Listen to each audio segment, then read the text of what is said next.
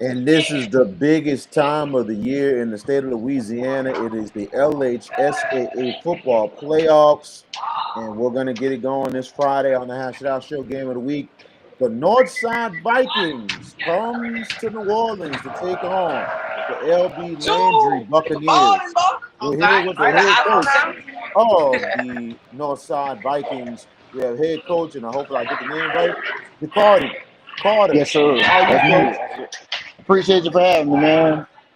Good, Top of the good. morning to you. Yes, top of the morning to you. It's good to have you on and everything. And thank you so much for taking the time out to join us. Let's talk a little bit about your Vikings this season. A big year.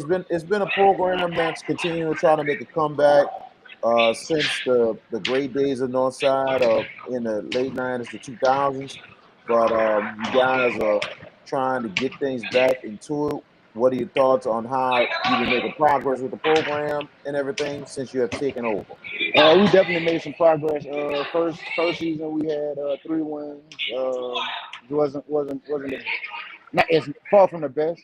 Far from the glory days of the '90s, the late '90s and early 2000s. Then we went on to 4 wins last year. This year we had 5-5. We might have let a couple slip through the cracks. A little bit inconsistent play, but I would say this year has the most seniors and especially on the defensive side of the ball, we had the most experience that we've had over these first 3 years that I've been here. Um, but I say slightly inconsistent, partly due to some injuries that happened along the season, and then partly due to having some sophomores in some key spots. Um, but those guys continue to grow, continue to get better. Our starting quarterback, Chase, well, we had 2 quarterbacks. We roll a 2 quarterback system. Chase Dugas getting better every single week, and then Caleb Joseph, who's our backup quarterback, they're both sophomores, had to step up a few times in the season when Chase got hurt, and he's doing pretty good as well. Very much understandable, and it seems like your team is just continuing to improve each and every week. And season has been a real good season for you guys. You finished 500, but you make the postseason with the PowerPoints and everything, and you're getting ready to get it going here. And what game on your schedule to you kind of stood out that this team has really came together? It was a few games. The Sulphur game that we lost pretty handily last year. We kind of got back at them, but then also the last game of the season against Sterling. It wouldn't be the score that most like. Oh man, y'all don't look good, but we definitely get battle tested throughout our season. We got some championship caliber ball clubs that we playing week in week out once we get to district. Um, but I say in the Turlings game, we came out a little flat, came out sluggish, kind of, I guess, expecting for them to kind of beat up on us. But the second half of that game was a lot different from the first half of the game. So in the second half, the score was 7-6. We scored once, they scored once, but we showed our, like who we can really be in terms of hitting, in terms of moving the ball, and we moved the ball a lot in the first half. But the inconsistencies playing against a high caliber ball club like that, when we get in the red zone, we kind of stall out. Um, and that's just been kind of the how the season has gone. And we trying to figure that thing out, trying to finish those drives, trying to put it together. Understandable. Um, you know, another big win on your schedule. You beat your rivals in Will Bridge and everything. And I know that's a big rival between y'all two, but at the same time, that's a huge one there. Let's talk about your you talked about the 2 quarterbacks that runs the offense for your team. Talk about maybe another weapon offensively, and give me about 2 good defensive players that's key for the Vikings this season. Most definitely. I'll give you a few guys on offense. We got TJ Isidore, Taylor Isidore. He's a slot receiver and running back for us. Number 13, John Joseph, number 10, 6'4" receiver. He's a senior track guy.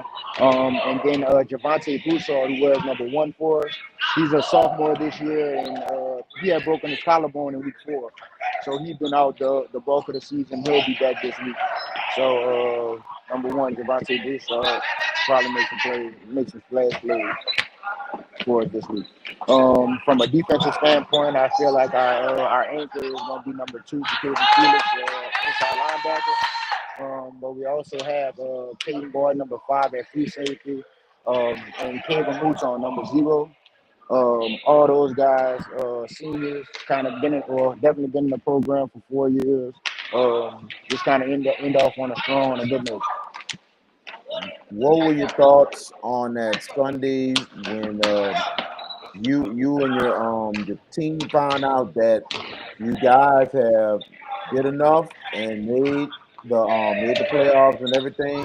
What was your thoughts, and also those players' thoughts on Sunday when they found out, hey, we made the postseason? So it was we definitely we had a little cookout, watch some film, exchange some film with LB Landry, and we're just kind of eager to get started, eager to uh, get into the new season. We got into the tournament. Now, shoot, it's the first of 5. That's who win the chip, or 4 if you got to buy. So that's kind of where our focus is. That's where we at.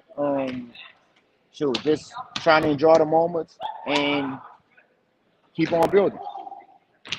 You'll be traveling to Landry on Friday. Like, how it's been in practice this week, and what do we expect in this playoff game on Friday night? First day of the week, we had a lot of good energy, man. Everybody came in, locked in, ready to go. Like, well, it was not a lot of wasted time.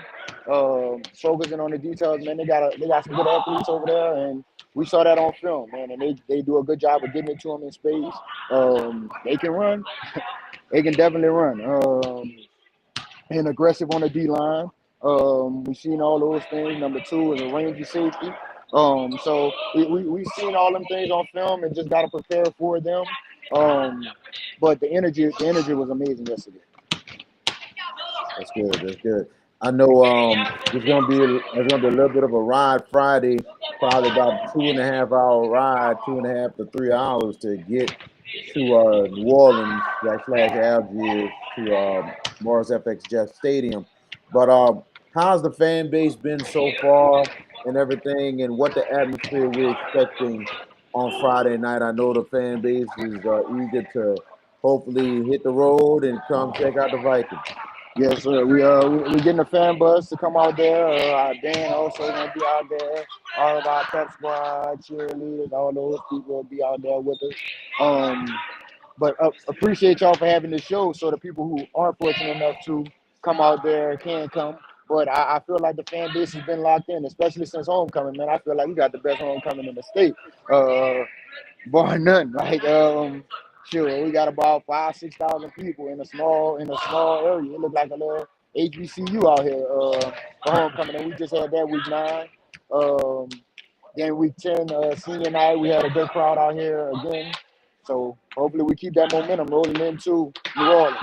We wanted to have a home game, but Landry got the upset, and they pushed ahead of us in the power points. So it is what it is. We got to make that trip. I hope y'all show us some good hospitality, man.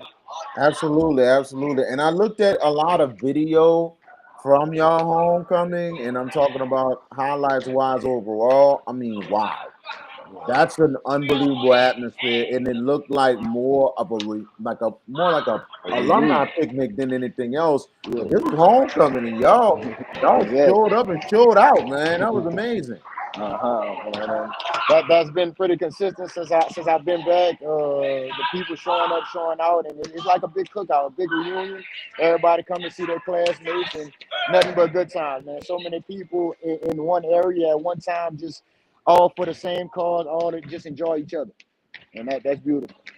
Maybe the Hash It Out Show game of the week might have to keep in mind and see when your homecoming is next Make sure. season. Maybe we need to put that as a road trip for one of Yes, our sir. games next year. So that's Most something definitely. that me and Show up JB is early. going to think about. Yeah, yeah. We would have to leave home about at least 10 in the morning or 11 in Yes, the morning sir. just to get out there. So, Uh-huh. but I think something that we'll definitely think about. But Most definitely. what would it mean? Last question: what would it mean to you guys if y'all come out there, play these 4 quarters, which is going to be an absolute war, and the Vikings pull off the huge win? What would it be like if you guys get the win? Man, that would be big for me, big for us, big for the state of the program, man, big for the north side of Lafayette. We are the only team in this division, so being able to represent and move forward, get on to another week in this tough playoff bracket, it'll mean the world, man. It'll really be big. And it will be the Northside Vikings and the LB Landry Buccaneers. It is the Division II select playoffs that will be Friday night over at Morris FX Jeff Stadium. We will have that game live. Countdown to kickoff will be 6:45. The kickoff will be 7 p.m. That will be on the YouTube on JB the Sports Guys page. Tune in tonight. Hash It Out Show, 7 p.m. We will preview more of these matchups and everything, and we're going to get ready to get it going as we get ready for the playoffs coming up, starting on Thursday night. Coach Jacarde Carter of the Northside Vikings, thank you so much for joining us. We definitely appreciate